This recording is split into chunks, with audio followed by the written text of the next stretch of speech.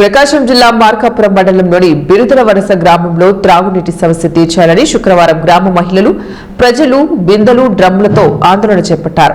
SC కాలనీలో వారం రోజులుగా నీటి సరఫరా లేకపోవడంతో ఇబ్బంది పడుతున్నామని అధికారుల దృష్టికి తీసుకుని వచ్చినా పట్టించుకోలేదని వారు ఆందోళన వ్యక్తం చేశారు. ఉన్న బోర్లలో సైతం నీరు రాకపోవడంతో పొలాల్లోకి వెళ్లి నీరు తెచ్చుకోవాల్సిన పరిస్థితి ఏర్పడిందని వాపోయారు.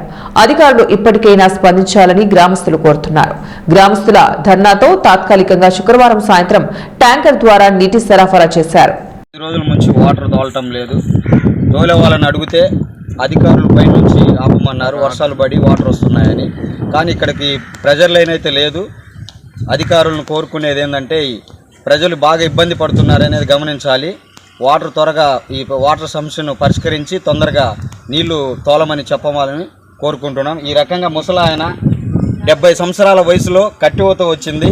ఆయన ఏ రకంగా ఊరు దగ్గరికి పోయి పొలాలలో వాటర్ ఏ రకంగా తెచ్చుకోవాలని ఒకసారి ఈ అధికారులను కూడా అడుగుతున్నాము.